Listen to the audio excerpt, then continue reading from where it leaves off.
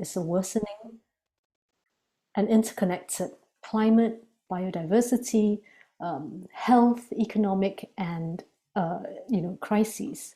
And of course, with the pandemic situation now, this has actually deepened inequities, and we are in a critical situation.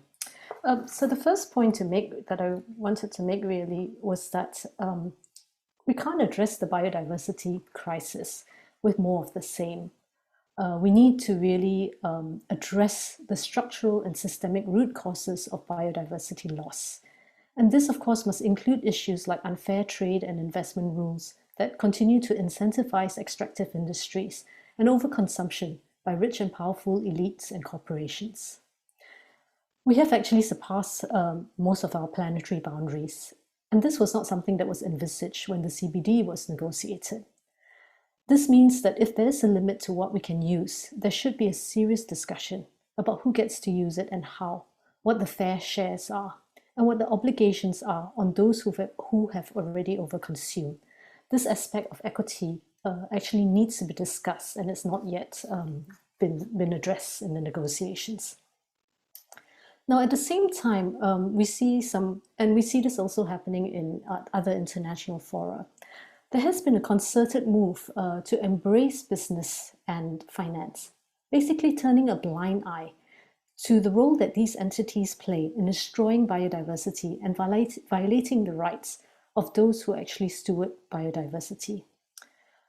Instead of regulating corporations, the CBD is actually encouraging voluntary so-called commitments, including from the very actors who are responsible for biodiversity loss. Now, the CBD is an international treaty with legally binding obligations on its parties. While contributions from various sectors of society are welcome in principle, they must not detract from parties' legally binding obligations. Contributions from business and industry, especially those driving the biodiversity crisis, are very problematic. It provides an opportunity for companies to greenwash their practices, leaving systemic flaws intact. It allows for the introduction of false solutions, which often benefit the companies themselves. It turns a blind eye to the corporate lobby that prevents real action, opening the doors to conflicts of interest. So really, my second point is that we really need the GBF to not shy away from ensuring parties put in place the regulation to govern corporations and biodiversity harming activities, as well as to establish the accountability mechanism, penalties, liability and redress, and conflicts of interest procedures. There should also be independent review of the pledges by corporate actors under the Sharm el-Sheikh to Kunming Action Agenda for Nature and People, which groups together the voluntary commitments. Helena will be talking more about this in the next presentation. The third point that I wanted to make, and this concerns, of course, the role of indigenous peoples and local communities, peasants and women, who play a large part in conserving and sustainably using biodiversity. This is clearly recognized by the CBD. However, they are threatened by extractive industries such as logging, mining, industrial agriculture. So really, and I think this has been a consistent call from civil society, from all the major groups, including the IPLCs, is that the GBF has to ensure that the rights of IPLCs, peasants and women are not violated, but instead fully respected, protected and fulfilled. And this must include legal recognition of land and tenure rights. There are international standards in the UN Declaration on the Rights of Indigenous Peoples and the UN Declaration on the Rights of Peasants and Other People Working in Rural Areas that parties would need to adhere to and to set corresponding targets within the GBF. There has to be also full consultation and equitable and effective participation, including the right of free, prior and informed consent in all decision-making related to biodiversity. Finally, there also must be recognition of the governance of IPLCs over their lands and territories and in indigenous and community conserved areas. I want to turn to the issue of equity next, because historically, the CBD has been a treaty with equity at the center. The principle of common but differentiated responsibilities is operationalized through Article 20.4, which recognizes that the extent to which developing country parties effectively implement their commitments depend on the effective implementation by developed country parties of their commitments related to financial resources and transfer of technology. So if we want to ensure that implementation happens, the GBF has to return to first principles and ensure that resource mobilization targets are based on Article 20.4 and that developed country parties do not avoid their legal obligations. At the moment, we know that the commitments under this obligations under this article have not been met. Secondly, there are parties during the negotiations that do not want any reference to Article 20 and much less to Article 20.4. Secondly, in the issue of resource mobilization, which I'll speak on later again, is that the efforts to attract private sector financing and to use innovative market mechanisms such as carbon markets would actually cause further biodiversity loss and dispossession of IPLCs. And again, Nele will be speaking more about this issue in the presentation to come. My final point is really about the issue of balance in the three objectives of the CBD, which are, of course, we know, conservation of biodiversity, its sustainable use, and the fair and equitable sharing of the benefits arising from the utilization of genetic resources. This is critical to ensuring equity. Historically, developing countries have championed the third objective on benefit sharing because of North-South inequities. Much of the world's biological resources are located in developing countries, yet its commercialization for profit has mainly been driven by entities in developed countries. Now, in recent years, discussions have also focused on the issue of digital sequence information on genetic resources, or DSI, because of advancements in genome sequencing technologies. This has allowed DSI to be stored in so-called open access databases that are actually a free-for-all for corporations. Now, misappropriation of genetic resources through the use of DSI is undermining the CBD's third objective. But unfortunately, the GBF is actually threatening this balance by having a disproportionate focus on the conservation objective at the neglect of the other two objectives, and a neglect in particular of the third objective and the interlinked issue of DSI. So really my final point is that we need to restore this balance in the GBF, and there has to be found a benefits sharing solution for DSI. And the working group is meant to address this issue of DSI as a separate agenda item. And it's so crucial that there have been parties that have said, if we don't find a benefit sharing solution for DSI, we will, this would actually hinder the adoption of the GBF. We feel that a benefit sharing solution must include two things: a multilateral benefit sharing system with benefits paid into an international fund.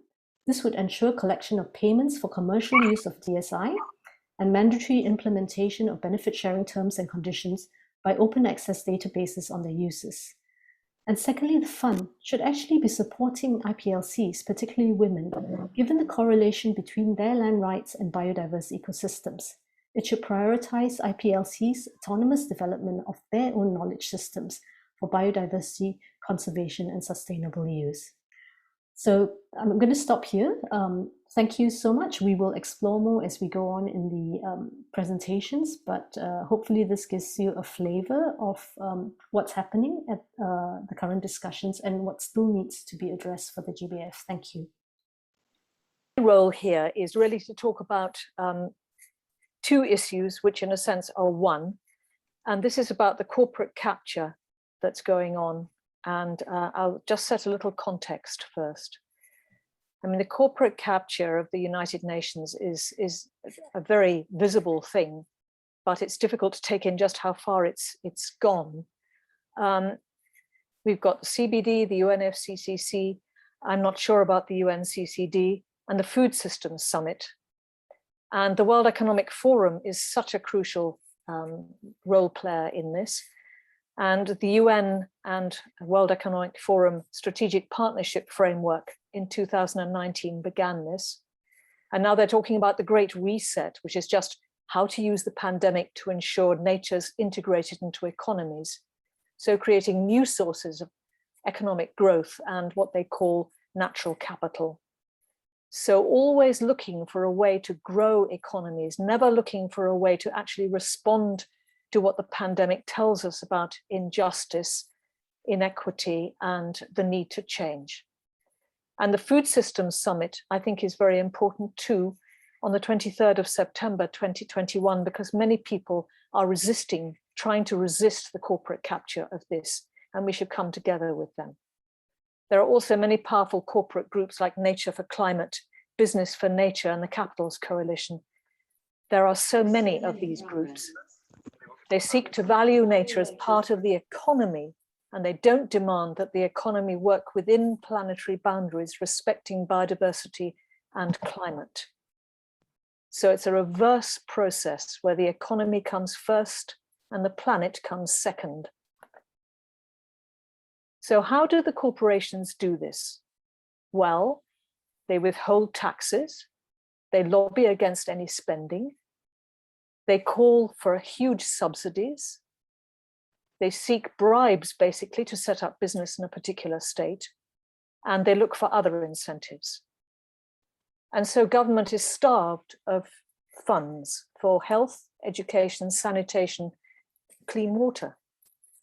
All these things should be public services. Then the corporations say, we can supply all those and we can do a better job than government. Privatization is the answer. But we must never forget in the middle of this that the primary duty of a corporation is to increase profits for its shareholders. And we really need to be wary of philanthro-capitalists who are an increasing number, I must say, like Bezos has just landed in this from Amazon, and of course Gates we all know about. So in the GBF, government is mentioned once in Target 14. But it's interesting that the language carefully avoids saying who is responsible for integrating biodiversity values. Regulation is mentioned once as part of regulatory incentives in Target 18. Target 15 currently leaves business entirely to self-regulate. Target 16 expects consumers to address overconsumption without government regulation. Furthermore, we are citizens, not consumers. So government has to take responsibility and regulate, both nationally and internationally. And this means, which is something that I heard yesterday in an African webinar from Africa, people were talking about how we must hold our own governments to account more strongly.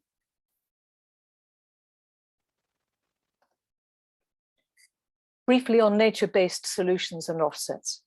So the corporations also aim to exploit biodiversity and offsets with continued climate emissions. And this is how they hope to avoid making the emission cuts that we need. Through, for example, offering support for protected areas in exchange, say, for mining in another area. And we have to ensure that spatial planning doesn't include offsets.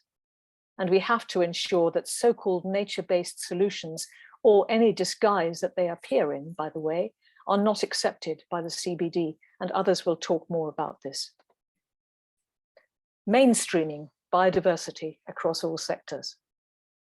Now, we hear a lot about this, but what should it actually mean? It's currently the heading for targets 14, 15, and 16, and indeed the rest of the GBF. There's no other headings.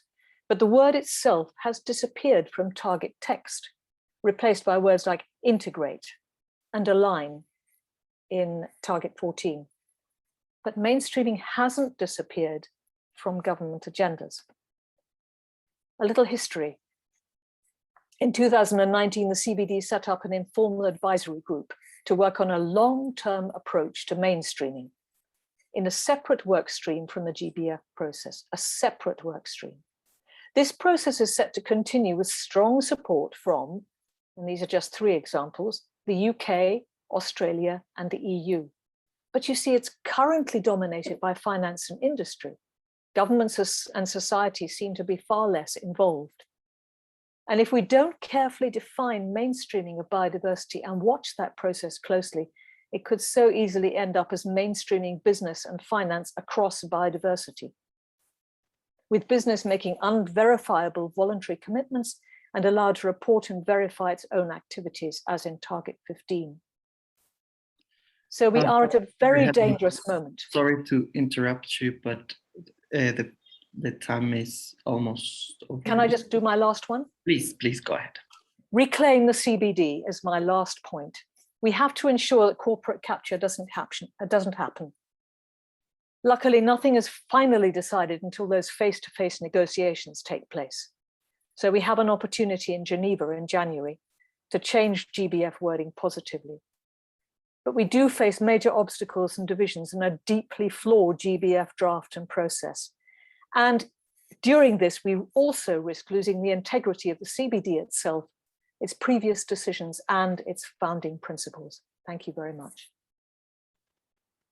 So I would, I would begin by sharing with you a view, an approach from multiple authors from Africa, published just before the OEWG 3 began. Unfortunately, the notes I cannot find here, but in the original presentation, I have given the link to the article and name. And this is what I call, what they call the shared earth and ocean approach and African perspective. And so what they are basically saying in the context of the GBF is that global ambitions and elements to be translated down to the local scale should be founded on inclusion and equity, and the best science and praxis should be locally integrated.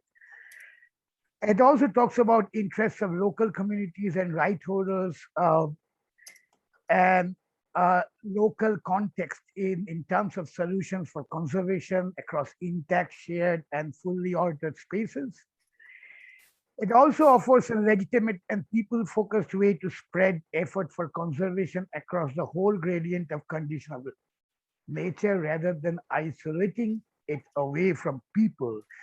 And so the underlying theme of people and nature, or people versus nature, or people or nature without people, is already setting in well before the negotiation started.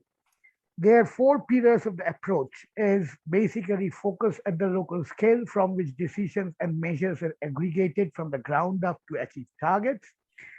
Apply equity principles to ensure that needs and rights of people are met, prioritizing local institutions and right holders, assisted by government, organizations, scientists, and others. Local and traditional knowledge, accumulated experience, and social and cultural concerns are in the forefront, and all relevant targets of the GBF should be addressed concurrently. So with this kind of views expressed by a section of the African civil society, we go into the overall response to the draft that we can kind of collect from the global south. And you can see here that what kind of views were expressed in terms of the overall response to the draft, which is a balanced approach to 3 objectives of the convention, should have more emphasis on restoration and sustainable integrated participatory management of all ecosystems, importance of resource mobilization and level of ambition, which is the Africa group. The GRULAC talked of deletion of milestones and merge with relevant aspects of targets. Goals should be aspirational. Revision and theory of change and widening gap between developed and developing countries. GBF does not adequately address already existing commitments, and this has been a lot of discussions on this. And there has been a lot of response on this line on informed decision-making and full and effective participation of IPLC women and youth in decision-making and FPIC. And Argentina also talked about human rights-based approach, secure defenders of human rights, and HR of women, children, and youth. Argentina also talked about need balance between conservation and sustainable use targets, just transition to consumption models, sustainable consumption models to guarantee food security. There has also been quite a bit of response on the terminologies like the nature-based solutions and others, where they say that clarify concept and use only multilaterally agreed terminology. It was Colombia who kind of supported the target for 30 by 30 of land and sea, and noted with concern that NBS language has been removed from the previous draft, but they also said that the GBF should address drivers of direct and indirect biodiversity. However, South Africa did not support that aspect of 30 by 30, but rather a holistic approach. Bolivia thought that GBF is moving in reinforcing anthropocentric view of nature. The framework is too homogeneous. And Brazil submitted that it does not provide robust quantitative target on benefit sharing. Global framework is one where all parties have adequate access and should be aligned with CBDR. Two views that I want to put in particular in terms of overall response, which is one coming from Namibia. It clearly says, do not support the idea that people are not part of nature. More emphasis on sound management of all ecosystems and landscape approaches. Draw on IP wisdom. People constantly improve and enhance natural world through ecosystem restoration. And Mexico, where it says appreciate IPLC's knowledge, free, prior, and informed consent to genetic resources, and full and effective participation in process, welcomes right-based approach as cross-cutting for effective protection of biocultural wealth, required to clarify scientific basis for establishing figures and percentages in some goals and targets. Now, in terms of goals, the overall observation that I can say is goal A about conservation, ecological integrity and native species was mentioned, need for fair and equitable baseline, prioritize ecosystems and species, not to have numerical values in goals. Around goal B, it is about sustainable use, nature's contributions to people and biodiversity and ecosystem services as in CBD, address production and consumption. Goal C, prioritize IP benefit, traditional knowledge and FPIC, absence of baseline. And goal D, resource mobilization from all sources, move resources from the developed to the developing. Some talked of a biodiversity fund and strong emphasis on public funds. Now, in terms of targets, other colleagues will have detailed discussion on that, but this is the overall approach that we can see. There has been differing opinions on natural ecosystem, intact areas, and wilderness. On target 8, 10 gigaton, not feasible. Climate change and mitigation commitments should be outside the scope of CBD. This is Brazil and others, including South Africa, on the scope of UNFCCC and Paris Agreement. Climate change and biodiversity integration, ecosystems resilience. On nature-based solution, there was minimal support. Retain ecosystem approach is the most that we heard from. 30 by 30, not clear of any scientific evidence, global or national, and equitable governance. High ambition coalition supported the target 30 by 30. Brazil supported, African countries were divided, while Argentina questioned the rationale. Now, before going into the last two slides, I would like to also share with you two strong Southern views. This is South Africa. Sorry to interrupt you, Souparna. It's a double challenge. Could you speak a little slower? Okay. And try to wrap up. Yeah, just two slides. So this is strong Southern views on South Africa on target 3. Support Uganda, Argentina, Malaysia, and others on concern on ambition in this target. Lack of land availability, issues of development, area coverage does not include state of biodiversity and current state of protected areas.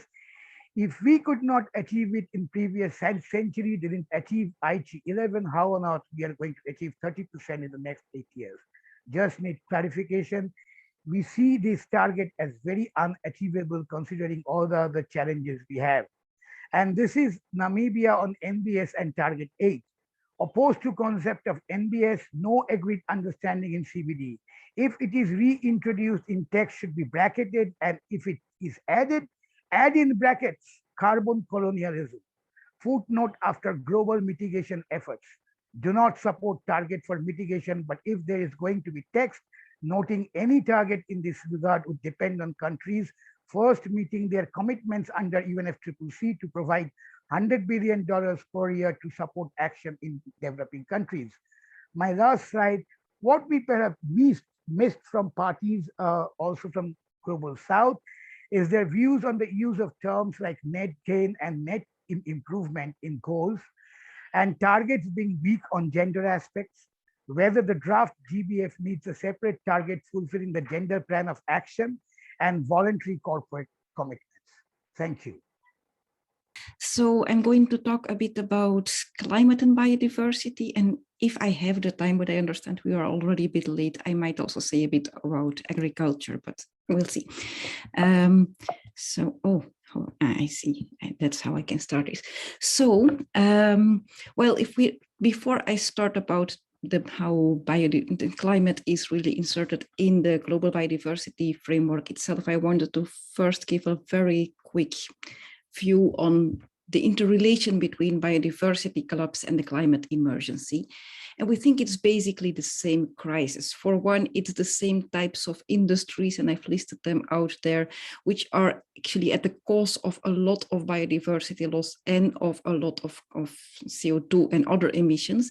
And they lead to the same kind of problems as well. Destructions of ecosystems, the destruction of, these ecosystems which hold a lot of the carbon and the biodiversity, emissions by these sectors, pollution, which leads to both biodiversity loss and to also other types of greenhouse gases, invasive species which are permitted or the conditions for it are created, etc., etc.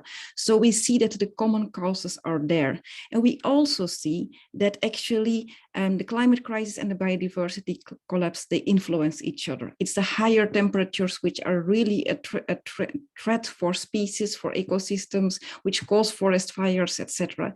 And at the same time, it's also the biodiversity collapse, which makes that there is a lot of ecosystems get lost and that they, which means that a lot of carbon gets released. So it's kind of a circular thing, which of course means that the solutions to it would be a circle in the other way around. Now, what is the role of the CBD in this when we look at this? What we see is that there's actually 3 tasks that the CBD should be taking up. The first one is to contribute to reduce emissions, but in that we really need to remember that there is also the UNFCCC, which is the climate chapter of the United Nations, and they are the ones really responsible for reducing emissions. Now, that doesn't mean that the CBD shouldn't be doing anything, because there's a lot of things where actually biodiversity is at the heart of it. For example, halting deforestation, halting destruction of other important ecosystems, and also, for example, the relation between agriculture and biodiversity. All of these are CBD responsibility, and therefore the CBD should act on them. And just as an interesting fact here, halting halting deforestation was in the Aichi targets, and it's not as such in the global biodiversity framework so far. So that is a real big problem. The second element, which should be in the CBD, is that we should, as a CBD, make sure that climate mitigation does not harm biodiversity. So if there are measures being proposed to work on climate mitigation, the CBD should step in if this has negative effects. A classic example is geoengineering, but others are large-scale afforestation, monoculture tree plantations, and of course also the bioenergy capture and storage based on these monoculture tree plantations, which is the BECS, which is in a way also a form of geoengineering. So all of these are very negative climate mitigation measures, but they are very negative for biodiversity, and the CBD has to step up to point this out and to make sure that these things don't happen. And the third one is to make sure that actually mitigation and adaptation these actions are there to protect and restore and enhance biodiversity, and at the same time work for the climate. So restoration is a real good example there, but also agroecology, agroforestry. There's a lot of possibilities there of things that can be done and that work for both biodiversity and the climate, whereby we would turn around the circle I showed in the beginning. So what is actually in the draft targets? When we see there was first the draft 0, which was last year, and in there was the nature-based solutions as a solution for biodiversity or for climate. There was a lot of critique on this, and I'll come back to it in a moment. And so therefore the draft 1 took out nature-based solutions, but actually put in something else, which is saying that the CBD or biodiversity should contribute at least 10 gigaton per year to global mitigation efforts. And we look into that and we'll see that there's actually a lot of overlap between these two elements, which are highlighted in blue here. So first, if we look into nature-based solutions, there is not a clear definition of it. There's a lot of very fluffy definitions, but there is not a clear definition. It is being portrayed as something very positive, like, oh, there's so many beautiful things that can be done for biodiversity and that are positive for the climate, which there indeed can be, for example, agroecology, but we don't need a name such as nature-based solutions for that in order to do agroecology. People do agroecology since so long, so that doesn't need a new term for it. But the term nature-based solutions does bring upon us a whole lot of new things. In the first place, it's very important to note that through this term, it makes that policies start relying on the fact that ecosystems will store sufficient carbon, so that actually it takes away their responsibility to reduce the real emissions from the industrial sources, etc., as soon as possible. But by the fact that nature-based solutions can capture so much, it actually takes away the sense of urgency. So this is really, really dangerous. A second point is that a lot of corporations are stepping up with nature-based solutions projects, and thereby they pretend to be carbon neutral, which actually they are not, because what they do is a form of offsetting, and quite often this is also related to monoculture tree plantations, which is actually very negative for biodiversity. So sorry to cut you, Nele. You need to wrap up your presentation. It's already. Okay. I'll do the next slide further, but I'll not go into agriculture then. So as I was saying, nature-based solution is a basis for offsetting, but it's not contributing to the solution to the crisis. But it is not. It is not a solution for biodiversity, but it's more being portrayed even as a solution for climate. But even so, it is in the CBD. So that's also, it's a real question, why was it in here? Yet parties are really pushing to get it back in.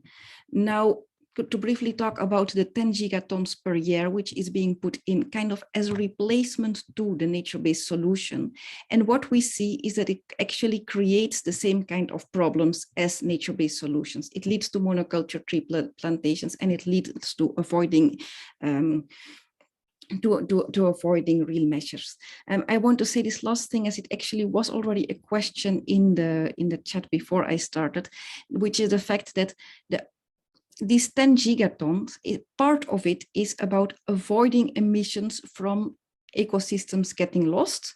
And another part of it is about capturing CO2 by new ecosystems, which then actually in many cases turn out not to be ecosystems, but monoculture tree plantations. But as these are two very, very different categories, but they are portrayed as just one time we are contributing 10 gigaton, it completely shatters all the rest of the logic of the pathways of the emission reductions. So that also is kind of deliberately done in order to make sure that people think that we have to reduce less than is actually needed.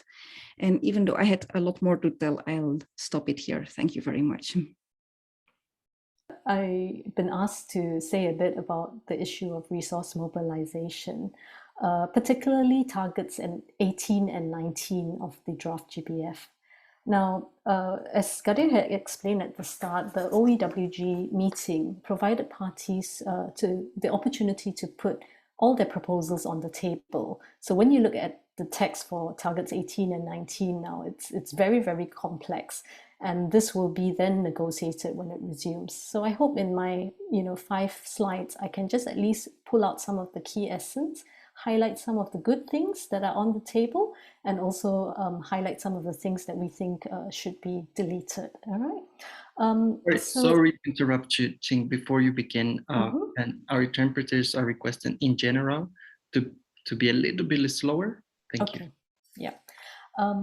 So before I start, I think, and I've said this before, that we first really need to understand resource mobilization for biodiversity within the larger context of the very deeply extractive and inequitable global economy.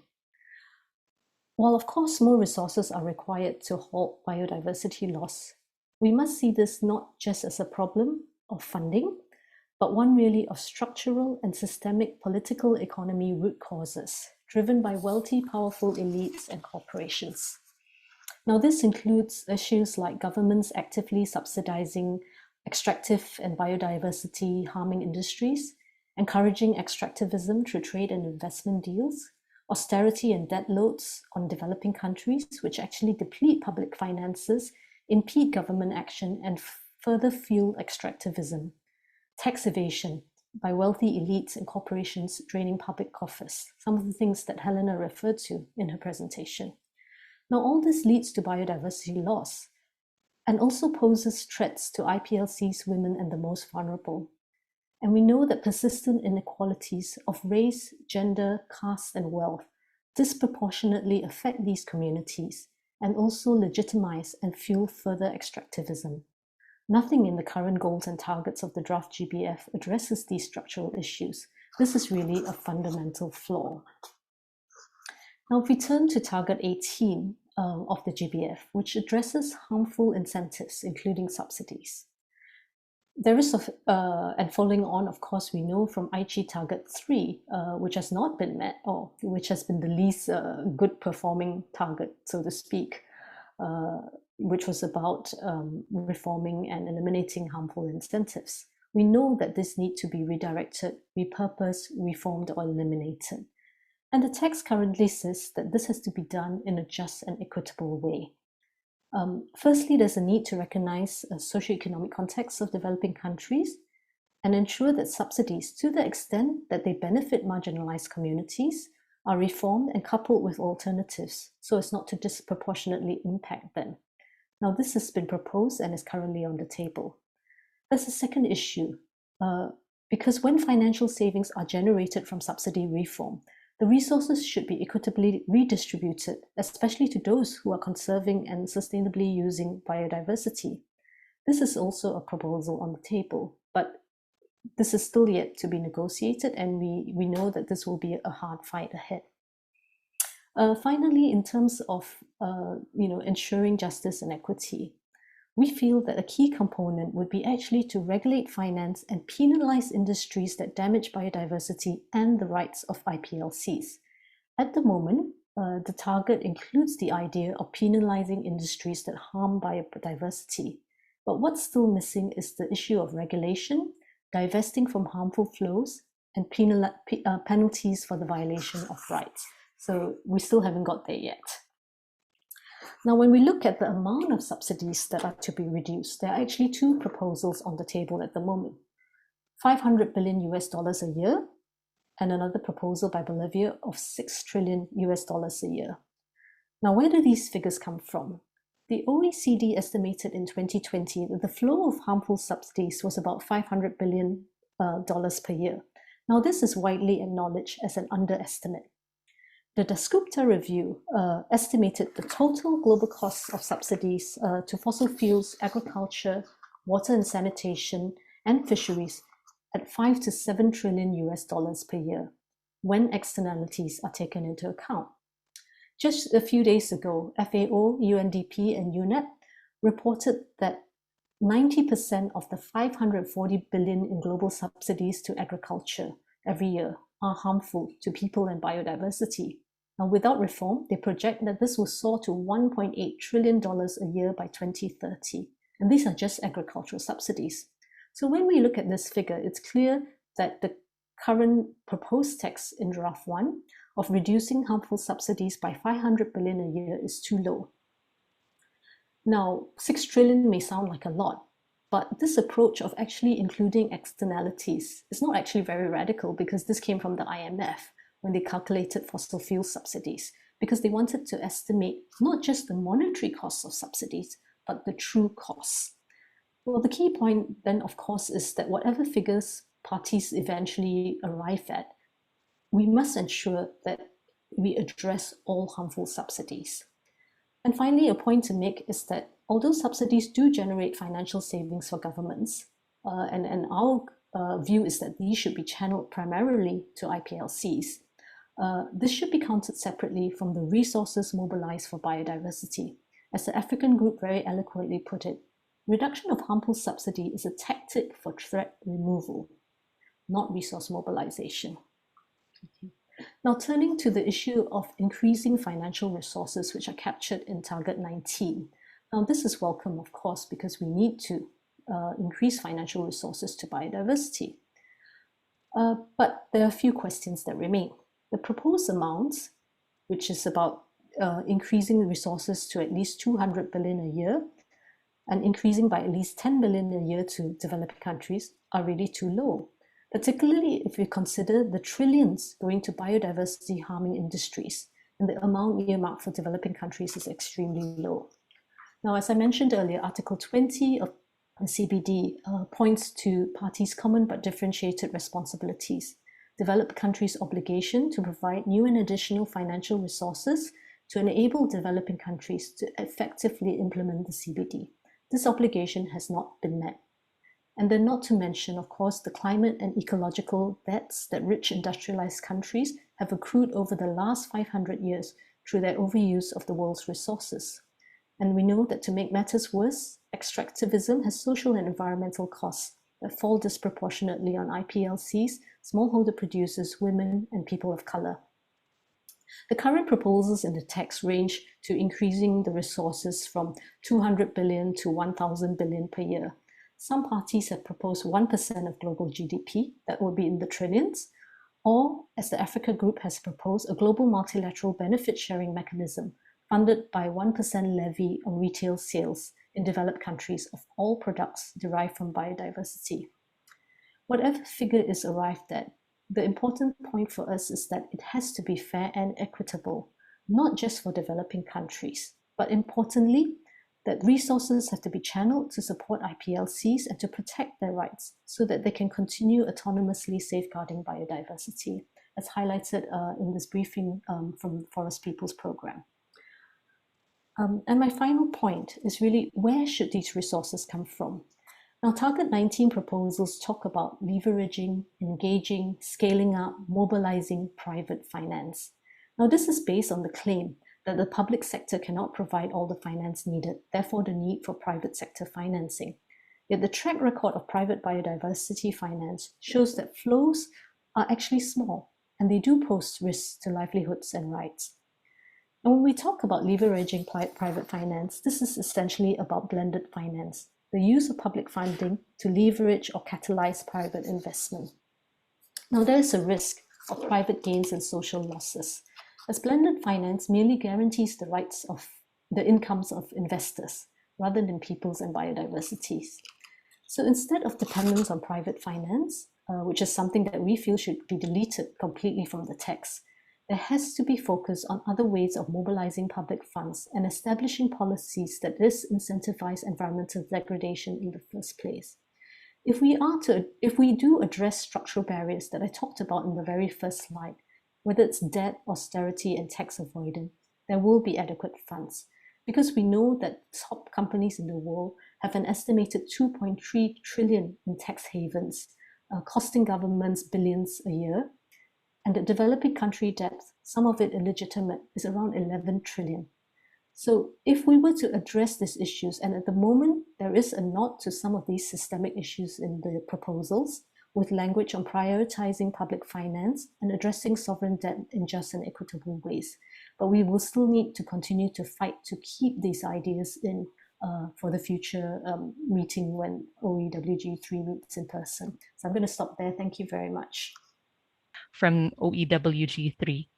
I prepared a few slides, just 3 slides, so that I can keep to the time limit of 5 minutes.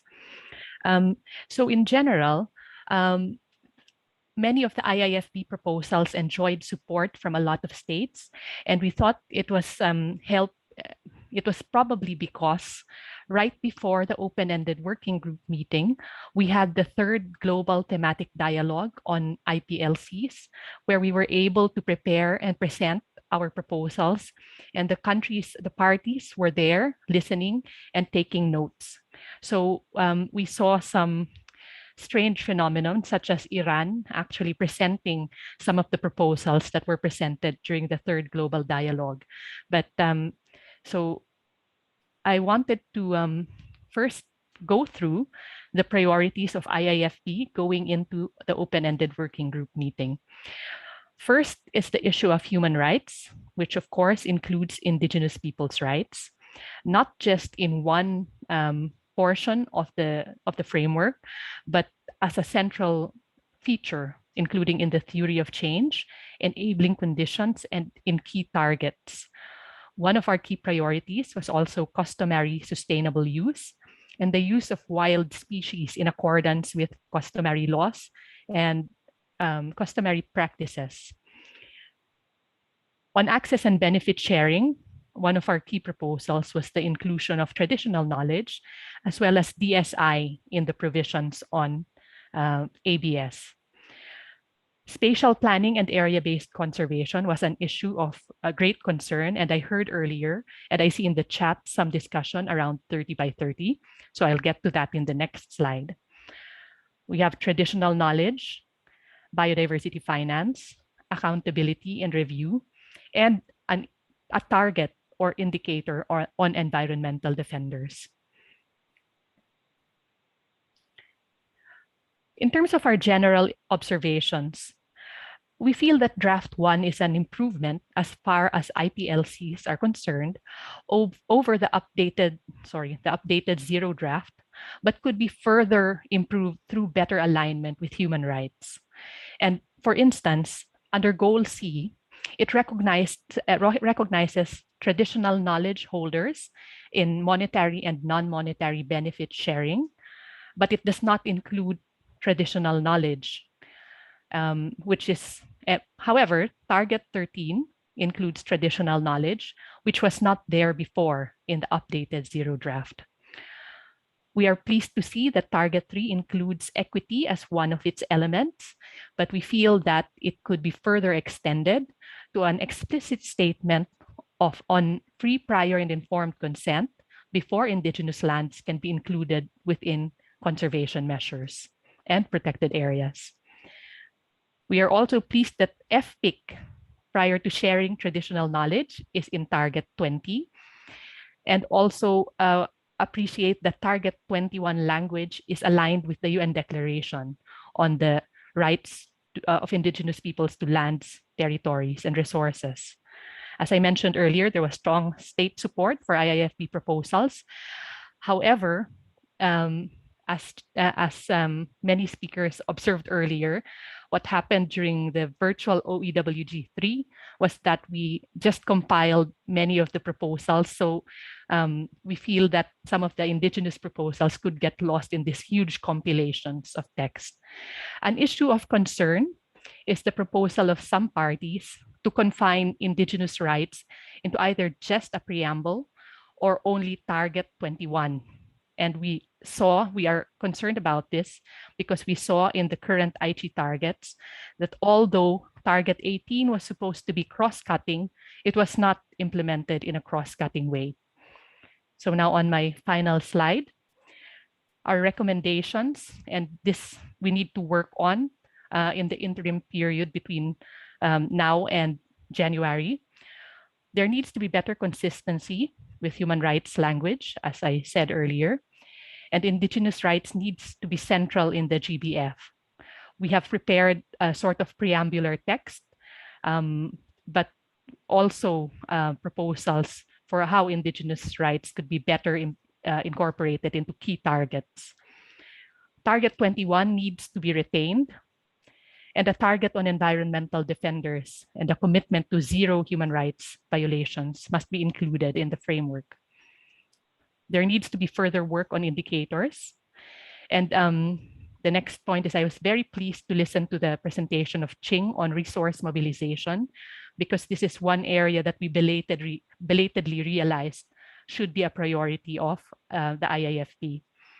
So we're in the process of analyzing more deeply the compiled outcomes from OEWG 3, because as I said, there's so much text in there, and it's important to analyze where support can come from and where areas where we could further improve some of the goals and targets. So I'll end there, and thanks so much for the time you've given.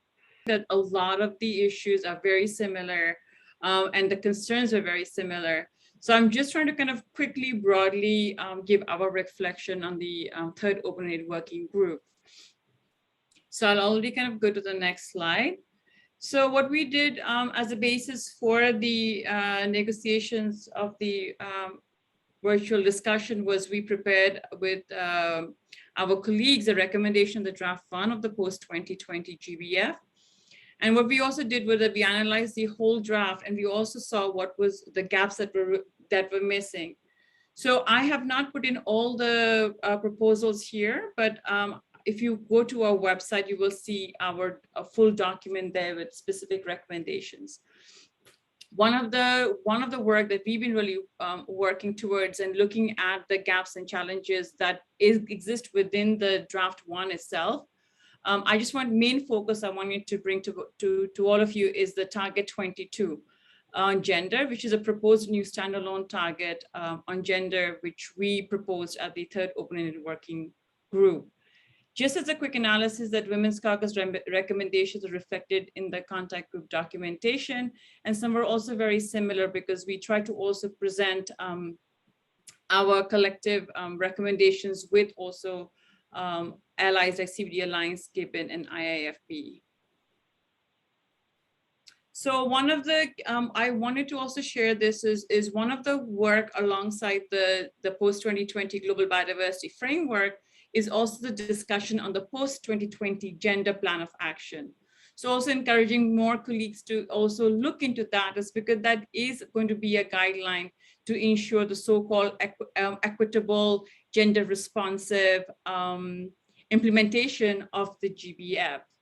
There are enabling conditions in the first graph that talks about whole of society approach and gender equality and empowerment of women and girls, and employing a rights-based approach.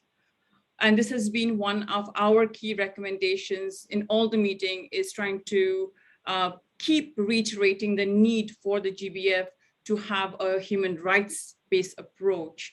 And this should be considered throughout the document, not to specific specific spaces, but it should be cross-cutting. So this is one of the essence of what we have been proposing throughout, has been that for the post-2020 to be gender responsive, we really need to have a sex disaggregated data. We need actions to close gender gaps or build on women's different capacities. This is considering that the earlier gender plan of action was a guideline, but not necessarily had specific actions of what the parties could do to ensure full actions for ensuring gender responsive into the NB-SAPs, into the 6 reports, and the implementation of the previous IIFB biodiversity targets. This also includes the lack of not being able to achieve target 14, which had the recognition of women, but has not been reported. Of course, the other work that we've been doing is to have appropriate gender responsive indicators and targets that enable the tracking of progress against key issues. And one of the other discussions proposal has been to ensure gender responsive budgeting, and also allocating sufficient resources and financial mechanisms should also address adequate support for women organizations and women-led organizations for the implementation of the post-2020. And of course, this is also, like I shared, adhere and ensure full enjoyment by women of all human rights. So this is the main work that we've been doing. So I just wanted to highlight this new target that we proposed. Is target 22, which reads ensure women and girls equitable access and benefit from conservation, sustainable use of biodiversity, as well as their informed and effective participation at all levels of policy and decision-making related to biodiversity. So this is in line with the 3 pillars of the CBD, including the preamble that recognizes the roles and contributions. This was supported, this is in the contact group 4 report of the co-chairs, and is supported by Costa Rica. So it is as their proposal. So I'm really happy to see that. And also now supported by Guatemala and Malawi. I just wanted to, last slide is that to really taking this momentum forward of ensuring that we get a more momentum on having this target 2020, we are working to organize a high-level discussion on target 2022 and the post-2020 GBF just before or on the same day as the opening of the CBD COP to hopefully influence some discussions or support by parties the high-level meetings taking place. So this is just stay tuned. I'll happy to share more details on it in the coming days. So please keep a lookout. So sorry for rushing it for the interpreters. I'm happy. Having said that, I'm going to share some perspectives from the Global Youth Biodiversity Network and our participation in the Open-Ended Working Group 3. I will start with some general impressions that we gathered from the policy team, like the first meetings that we had after this. We feel that there is a general improvement from the SABSTA and SBI meetings, at least with time management. We had the weekends free, but still every session was extended. And we hope it's not going to be like this for the rest of the discussions, because this is quite intense. We can still see very little space for civil society. We managed to get some interventions, but we know that some other sister constituencies didn't manage many times. It is difficult to get support from the parties. We have been very privileged on this aspect because we have some youth representatives that managed to be in the country national delegations. So it was easier to get support from some countries because we had a young person inside the national delegation trying to channel our priorities and get country support. But without that, it would have been very difficult for us to get our priorities through. We think that we're still far from where we need to be. The discussion on the indicators, the links between targets and goals, all of that is missing still. So the Geneva discussions will be a challenge, and what we hope for the best, but we are as well worried. We managed to deliver several interventions. I won't read the quotes, but we had an intervention on the opening of the DSI discussions. This is a topic that is very new for us as young people. We are getting to get acquainted with the issue also because we started some capacity building efforts with the support of the Tilburg network, but still this is new, and that is why one of our most important points here is that capacity building on DSI is very important for us, and to have information that is accessible and youth-friendly so we can have informed positions was important. We managed to deliver several interventions on the post-2020. One of the most important ones that has been delivered in the plenary mentioned our priorities that are transformative education, intergenerational equity, and human rights-based approaches. And we had interventions on specific targets, on almost all the targets. So some reflections on our interventions and the mics allocated that we think is important is that for us, we had an improvement of the number of mics allocated, but it is because we have asked and the Secretariat has been very kind to allow us to have backup speakers and to have at the end we had like several speakers, I think that 4. So we could replace each other, and this is important because most of our members are, well, our members are following on a volunteer basis, and these negotiations are very intense. So it is good that we had this. Many times we had the preference, and we know, like when they had the time to 2 observers and we got the floor. This was not always the case for other stakeholders. We remember, for example, the CBD Alliance didn't get the floor, and they gave the floor to the US, that is a non-party before. So these are things that also worry us. That is why we also want to show that we're committed and we're ready to support other sister constituencies or organizations if needed. And in this regard, we are trying to align our positions with the CBD Alliance, the IIFB, and the Women Caucus. So whenever we have the chance, we can still channel some of the priorities or have our positions aligned. So please let us know if there are priorities that you would like us to channel as well. And yeah, we're thankful for the people from the CBD Alliance, the IIFB, and the Women Caucus that share their interventions in advance with us, so we can also try to put this in our priorities. I'll share quickly some reflections about the pre-COP. This was a high-level event hosted by the government of Colombia.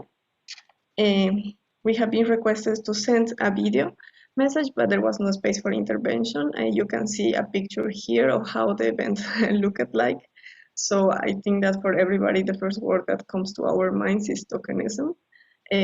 We think that there was not enough strong participation of civil society, rather something like what you see. So we hope that these kind of images don't come more often, and we really are trying to push for a stronger and meaningful civil society participation.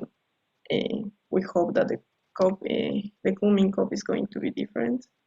And well, I'm going to skip the slides regarding our points that are in the contact groups report. But yes, again, we managed to get many points, mainly thanks to our youth delegates in national delegations. And a final thing that is very important for us is that we have been proposing a target of transformative education since the open-ended working group 2. And we got party support, but it didn't make it to the 0.5 draft. And we decided to not give up and insist on this target on transformative education in open-ended working group 3. And we got the party support from Namibia, but this is not on the this is not reflected in the report from the co-chairs. So still, we want to ask for your support, and if there is a way to channel this concern, because there is not a target focused on education. The target on information doesn't really have much content about education and the kind of transformative education that we think it's crucial for our societies to enable the transformative change. And well, you can read more about this priority and the other priorities I have mentioned in our policy brief that is available in our website. And for any other question, we remain available. Thank you so much.